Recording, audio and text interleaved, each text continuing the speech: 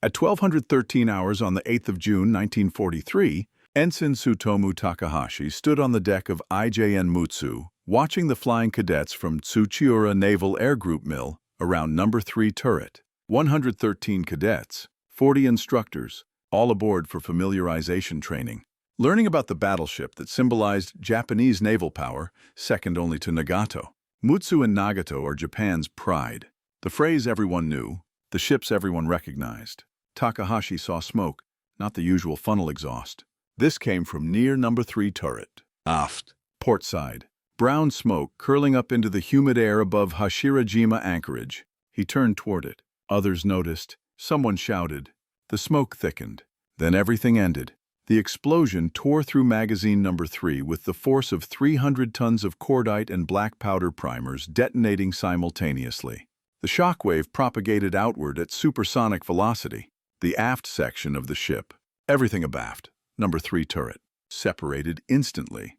The hull severed cleanly. 535 feet of forward section began rolling to starboard. Water rushed into the boiler rooms, into the main engine room. Into every compartment, the explosion had opened. The forward section capsized in seconds. 1,474 men were aboard. 353 would survive. The stern section remained upright. It floated. The after turret pointed skyward at an angle no turret was designed to assume. Inside, men who had survived the initial blast found themselves trapped in a hull segment, tilting backward, filling with water, offering no escape routes. The stern floated for 14 hours. At 0200 hours on the 9th of June, it slipped beneath the surface and came to rest a few hundred feet south of the main wreck. Mutsu, the second ship of the Nagato class, one of the big 7 battleships permitted to carry 16-inch guns under the Washington Naval Treaty, pride of the Imperial Japanese Navy, symbol of national power and technological achievement, was gone. 1,121 men died, most instantly, some trapped and drowning. The question that would haunt investigators for the rest of the war and decades beyond was simple. Why? In June 1916, the Imperial Japanese Navy authorized construction of 1 battleship under the fiscal year 1916 budget. The ship would be named Nagato after Nagato Province. In June 1917, 3 additional capital ships were authorized. 1 battleship, later named Mutsu after Mutsu Province. 2 battlecruisers that would become Amagi and Akagi, both later converted or planned for conversion to aircraft carriers under Washington Treaty restrictions. The authorization came in response to American President Woodrow Wilson's announcement of plans for 10 additional battleships and 6 battlecruisers. Japan needed to respond. The 8-8 fleet plan required 8 battleships and 8 battlecruisers. This was the minimum force considered adequate to contest American naval power in the Pacific. Commander Yuzuru Hiraga, though often credited, was not the original designer of the Nagato class. He was reassigned to the Navy Technical Department responsible for ship design after Project A-102 had begun. But on the 12th of June 1917, Hiraga proposed a revised design incorporating lessons from the Battle of Jutland fought the previous year. Project A-125. The modifications were substantial. Better boilers, smaller but more efficient, reducing the total from 21 to 12 while maintaining the same power output. This freed space and weight for a 5th twin turret. The secondary armament was reduced from 20 guns to 16 but raised higher for better arcs of fire and less weather interference. Most critically, Hiraga specified 845 caliber, 410 mm guns, 16.1 inches. The United States Navy had planned to arm its Colorado class with 16-inch guns before the Nagato class was designed. But Nagato would be the first dreadnought launched carrying guns larger than 15 inches. This made headlines. This made Mutsu and Nagato symbols of Japanese technological achievement and naval ambition.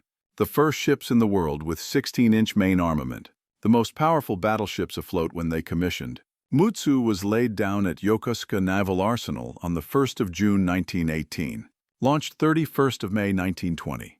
The fitting-out phase extended into 1921. Installation of the main armament. 841 cm 45 caliber, Type 3 guns produced at Kure Naval Arsenal. Delayed completion until October. She commissioned on the 24th of October, 1921, under command of Captain Jizen Komaki. Length overall, 215.8 meters after various modifications. Beam 29.3 meters. Draft 9.18 meters at standard load. Standard displacement, 32,720 long tons. Full load, 39,116 long tons. Crew, 1,333 at commissioning, increasing to 1,475 by 1942. Propulsion was provided by 4 Gihan-geared steam turbines delivering 80,000 shaft horsepower to 4 shafts. 21 Kampan water tube boilers initially, 4 oil-fired and 17 mixed coal and oil firing. During the major reconstruction between 1934 and 1936, these were replaced with 10 oil-fired boilers. Maximum speed 26.5 knots. Cruising range 5,500 nautical miles at 16 knots. This was battle cruiser speed in 1921. No contemporary battleship could match it except her sister Nagato. The main armament consisted of 8 .45 caliber 41 centimeter Type 3 guns in 4 twin turrets. 2 forward in superfiring arrangement. 2 aft also superfiring. The turrets were hydraulically powered. Elevation range -2 to +35 degrees initially. Increased to -3 to +43 degrees during reconstruction, using turrets salvaged from the canceled Tosa-class battleships. This increased maximum range from 30,200 meters to 37,900 meters. Rate of fire, approximately 2 rounds per minute. A special Type 3 Sankaiden incendiary shrapnel shell was developed in the 1930s for anti-aircraft use. The 885-kilogram armor-piercing shell could penetrate 350 millimeters of face-hardened armor at 16,000 meters. Secondary armament comprised 2050 caliber 140 millimeter guns mounted in casemates on the upper hull sides and in the superstructure, reduced to 18 guns during reconstruction. Anti-aircraft armament in 1941 consisted of 850 caliber 127 millimeter guns in 4 twin mounts and 2025 millimeter Type 96 guns in 10 twin mounts. This would be continuously upgraded through the war. Had Mutsu survived to 1945, she would have carried the massive light anti-aircraft batteries typical of late-war Japanese capital ships. Armor protection followed the all-or-nothing scheme. Main belt 305 millimeters maximum thickness, tapering to 102 millimeters at the lower edge. Deck armor 69 millimeters over engine rooms, plus a 25 millimeter upper deck layer. Turret faces 305 millimeters. Barbettes 350 millimeters above deck, 280 millimeters below. Conning tower 369 millimeters, sides and roof. This was designed to resist plunging fire from contemporary 16-inch guns at battle ranges exceeding 20,000 meters. The ship that resulted from this design was magnificent. The pagoda mast structure, added during reconstruction, rose 7 decks above the upper deck. The distinctive profile became instantly recognizable. The speed was exceptional for a heavily armored battleship. The firepower was the most powerful in the world until the British Nelson class commissioned in 1927. These were the ships that would defend the empire. These were the symbols that proved Japan had arrived as a first-rate naval power. But there was a problem: the Washington Naval Treaty. On the 6th of February 1922, delegates from the United States, Britain, Japan, France, and Italy signed the Washington Naval Treaty limiting capital ship construction. Existing ships could be retained. Ships under construction could be completed with restrictions. New construction was severely limited. The treaty specified that battleships under construction should be scrapped. Mutsu had been launched in May 1920 but was not yet commissioned. The American delegation proposed she be scrapped. The Japanese delegation refused. Intense negotiations followed. The compromise was extraordinary. Japan could retain Mutsu. In exchange, the United States could complete 2 additional Colorado-class battleships beyond the one already permitted, Colorado and West Virginia. Britain could build 2 new battleships, which became Nelson and Rodney. This created the Big Seven. 7 battleships worldwide permitted to carry guns larger than 15 inches. 2 Nagato class, 3 Colorado class, 2 Nelson class. These 7 ships represented the pinnacle of pre-treaty battleship design. They would remain the most powerful battleships in service until treaty restrictions lapsed, and the next generation of super battleships, Yamato, Iowa, Vanguard, commenced construction in the late 1930s. Admiral Isoroku Yamamoto, later commander of the Combined Fleet, famously complained, for the sake of one Mutsu ship, Britain and the United States were made too strong. This was accurate. Japan retained one battleship. Its potential enemies gained 4. The strategic implications would become clear later. In 1942, when Japan faced American and British naval power across the Pacific, those additional treaty battleships would matter enormously. But in 1922, Mutsu was saved. She became a symbol of national pride. School children had donated funds for her construction. The public knew her name. The Navy could not admit that diplomatic negotiations had forced them to scrap a ship the people had paid for. Mutsu survived because domestic politics would not permit otherwise. Strategic logic had been sacrificed for public relations. Through the 1920s and 30s, Mutsu served as backup flagship of the Combined Fleet when Nagato was unavailable. On the 4th of September, 1923, she loaded supplies at Uchinura Bay, Kyushu, for victims of the Great Kanto earthquake that had devastated Tokyo and Yokohama. With Nagato, she sank the hulk of obsolete battleship Satsuma on the 7th of September 1924 during gunnery practice, fulfilling Washington Treaty requirements to reduce the number of capital ships. She served as flagship for Emperor Hirohito during 1927 naval maneuvers. Captain Mitsumasa Yonai, later Prime Minister, commanded her from November 1924. Between 1934 and 1936, Mutsu underwent major reconstruction. Torpedo bulges were added, extending the beam to 34.59 meters. The bow was extended, improving seakeeping. The stern was rebuilt. The machinery was completely replaced. All coal-firing capability was removed. 10 new oil-fired Kampon boilers were installed. The forward funnel was removed, replaced by a single large funnel amidships with the distinctive funnel cap. The superstructure was rebuilt in the pagoda mast style, increasing height dramatically for better visibility and fire control. Additional armor was added. Deck armor increased. Barbette armor increased. Turret armor increased. The main battery elevation was increased to 43 degrees using the Tosa-class turrets. Anti-aircraft armament was substantially upgraded. The reconstruction increased displacement to 39,130 tons standard, 46,690 tons full load.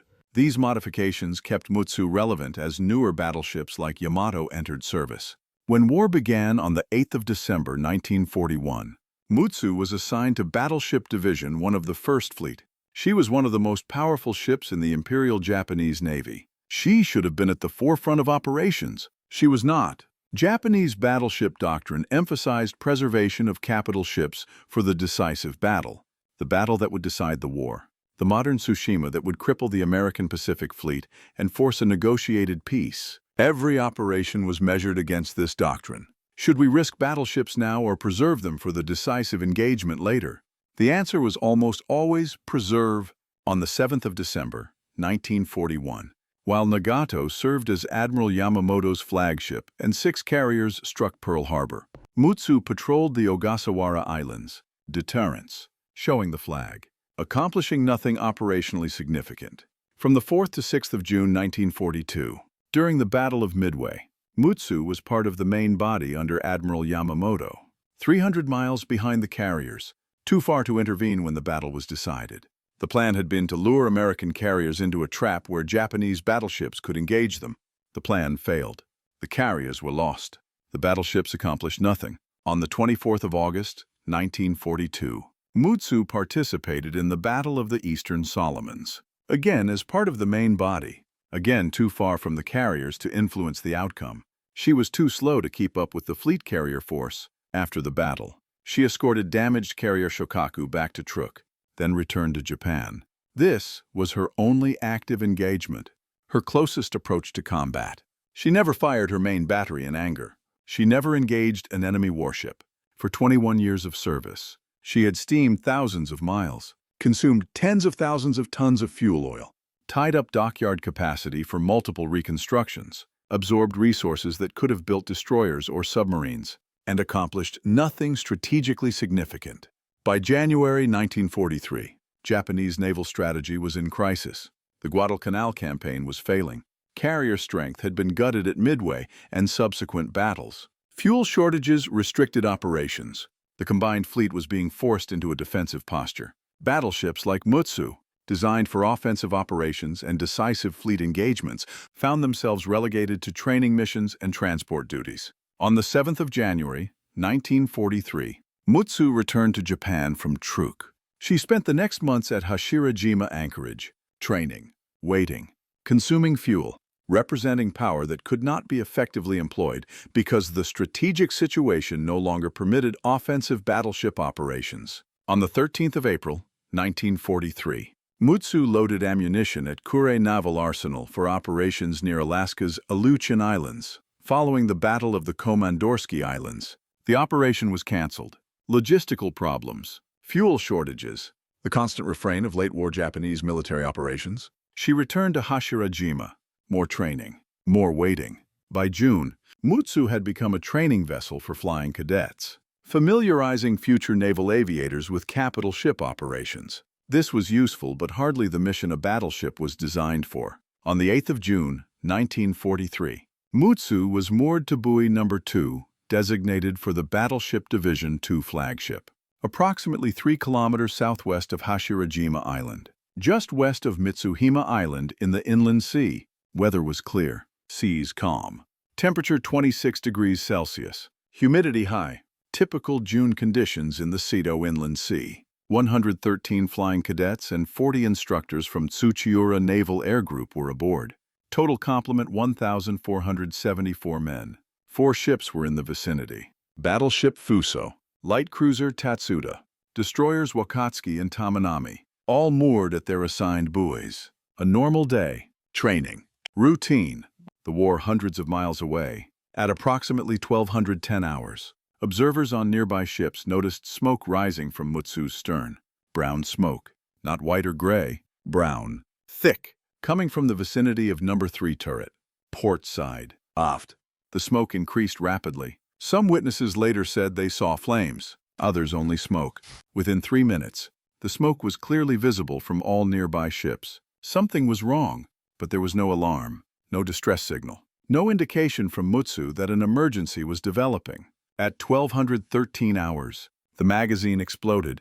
Witnesses on Fuso, 800 meters away, described a massive orange fireball erupting from Mutsu's stern.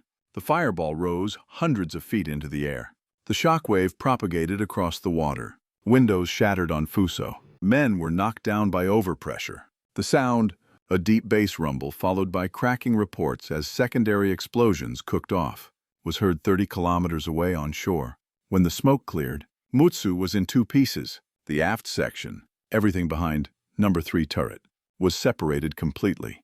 The forward section, 535 feet of battleship from bow to just aft of number 3 turret, was rolling to starboard. Water poured into opened compartments. The boiler rooms flooded instantly. The main engine room disappeared under incoming sea. Men who survived the explosion found themselves in a capsizing ship. They had seconds to reach topside before the roll became irreversible. Most did not make it. The forward section completed its roll and sank in less than 2 minutes. 1,000 people were inside. Very few escaped. The stern section floated. It remained upright. Number 4. Turret pointing skyward at approximately 30 degrees above horizontal. Inside, men trapped in the after sections pounded on bulkheads. Some compartments had survived the explosion relatively intact, but there was no way out. The normal access routes led forward. Forward no longer existed. The men trapped in the stern had 14 hours to contemplate their situation. Some tried to escape through shell holes blown in the hull. A few succeeded. Most drowned when they entered flooded compartments. Others waited, hoped rescue would come. It did not. At 0200 hours on the 9th of June, the stern section lost buoyancy and sank. Everyone still inside died. Drowning, asphyxiation, trapped in sealed compartments as water slowly rose or air slowly depleted. Nearby ships responded immediately. Destroyers Wakatsuki and Tamanami began rescue operations. They pulled men from the water, men covered in oil, men with burns, men in shock. The rescue boats from Fuso reached the area within 10 minutes. They searched for survivors clinging to debris. 353 men were rescued. Out of 1,474, 1,121 died. The casualty rate was 76%.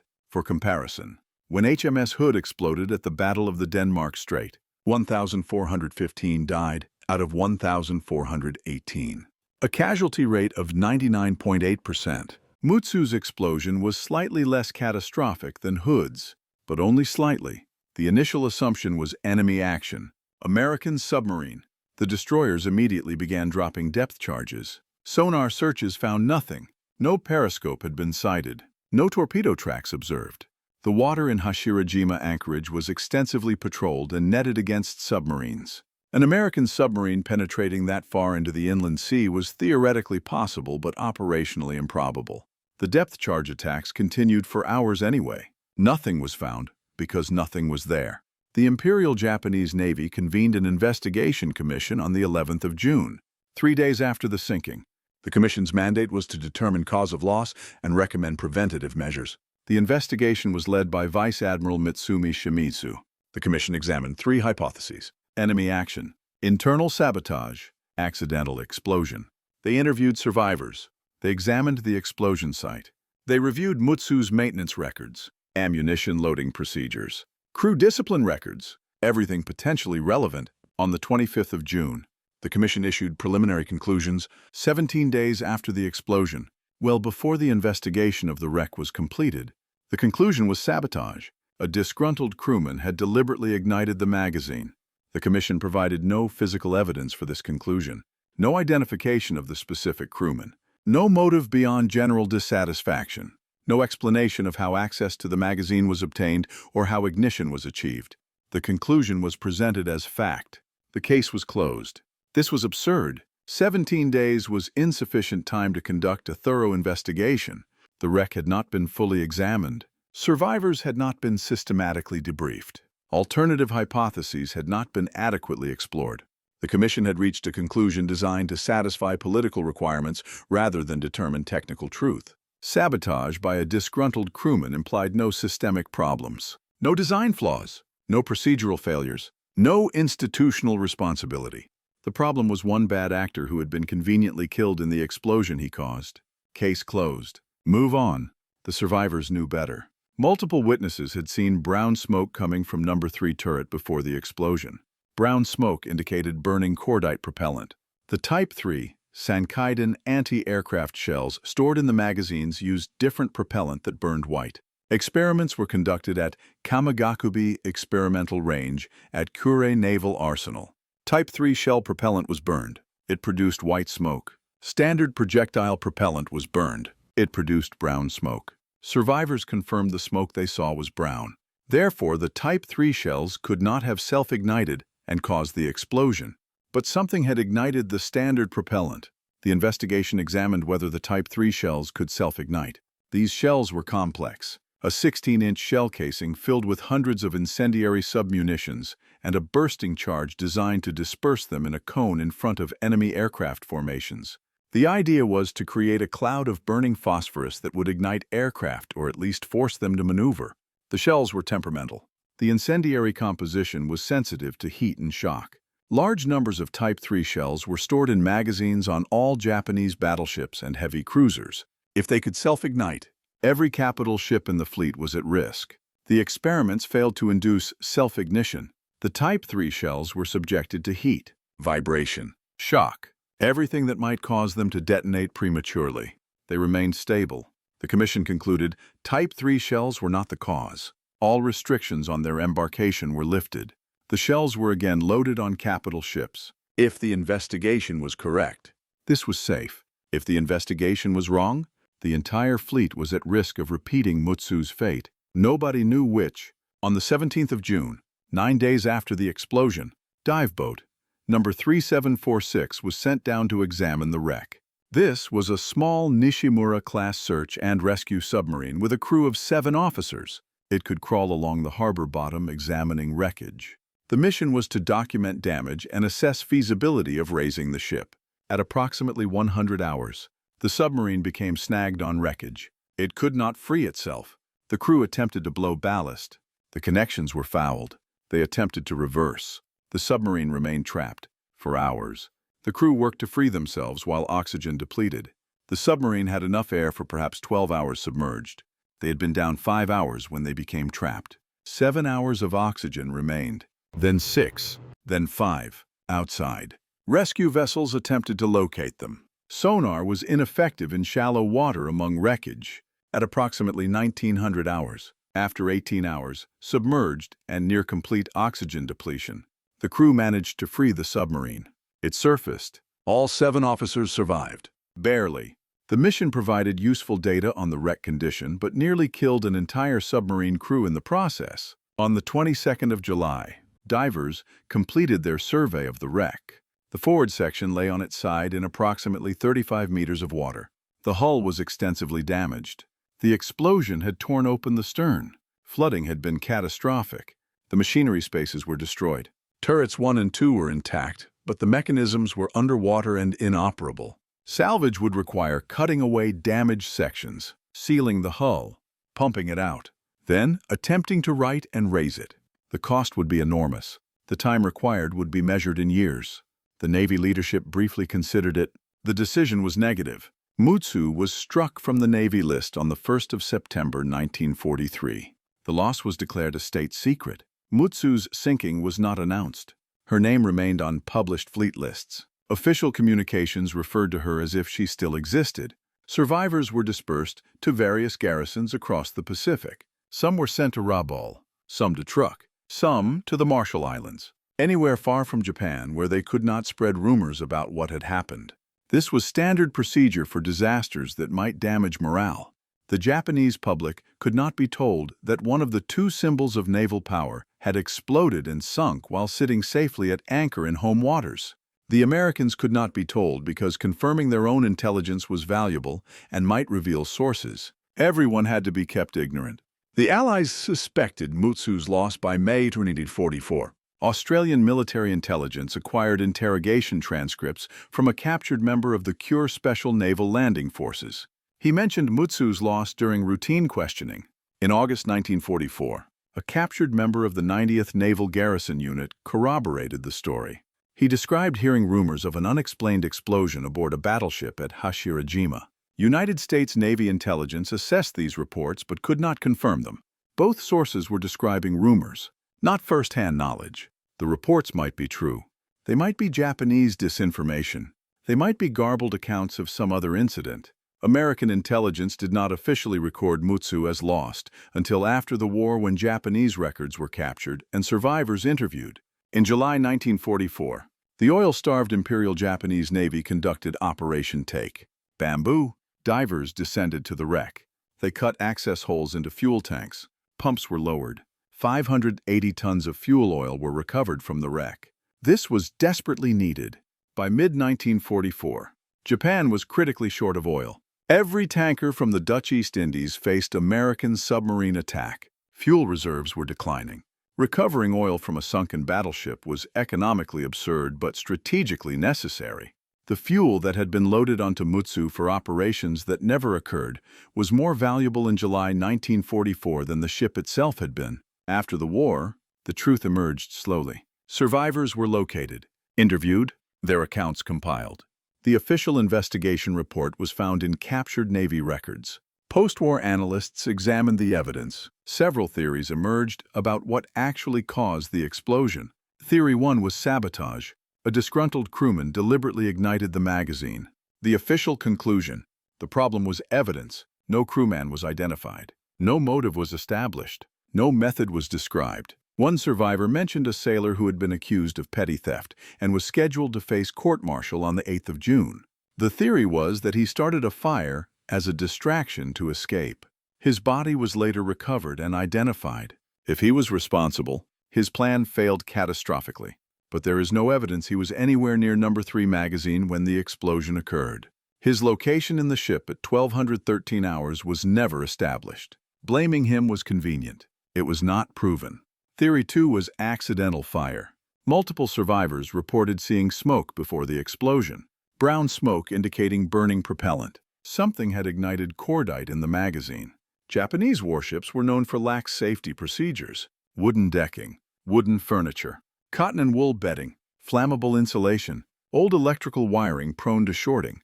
Any of these could start a fire. If a fire reached the magazine spaces, black powder primers were the most sensitive component. Black powder ignites at relatively low temperatures. Once the primers detonated, they would ignite the cordite charges. The cordite would detonate in confined spaces. The explosion would propagate through the magazine. This sequence fits the observed facts. Smoke before explosion. Brown color indicating cordite. Progressive destruction, suggesting deflagration to detonation transition rather than instantaneous detonation from a single cause. Theory 3 was ammunition instability. Cordite propellant degrades over time. It absorbs moisture. It breaks down chemically. Old cordite can self-ignite at temperatures below its design stability threshold. Japanese ammunition quality control was variable. Some batches of propellant may have been substandard. If unstable propellant was loaded into Mutsu's magazines and the temperature in those magazines exceeded safe limits, spontaneous ignition was possible. June in the Seto Inland Sea is hot and humid. Magazine temperatures could easily reach 35 to 40 degrees Celsius. If the propellant was unstable, this might be sufficient to initiate combustion. Theory 4 was structural failure. The explosion was initiated by some mechanical failure that created a spark or heat source in the magazine. Hydraulic lines under pressure, electrical systems shorting, machinery friction. Any of these could ignite propellant vapor or cordite dust in the magazine spaces. Once ignition occurred, the confined space and available fuel would ensure rapid propagation. This theory requires a specific mechanical failure, but does not require sabotage or pre-existing fire. Theory 5 was enemy action. Not a submarine, a commando operation. British or American special forces infiltrated Hashirajima anchorage, attached limpet mines or timed charges to Mutsu's hull, and withdrew. The charges detonated. The ship exploded. This theory appeared in some post-war accounts from individuals claiming to have participated. No credible evidence supports it. Allied Special Operations records do not mention any such mission. The operational difficulties would have been immense. Hashirajima was extensively patrolled. Security was tight. Infiltration would have required submarine delivery, underwater approach, mine placement, extraction, all without detection. This is theoretically possible, but operationally improbable, given the defenses in place. The truth will never be known with certainty. The physical evidence is gone. The wreck was partially salvaged after the war, but the critical sections, the magazine spaces where the explosion originated, were too damaged to provide definitive answers.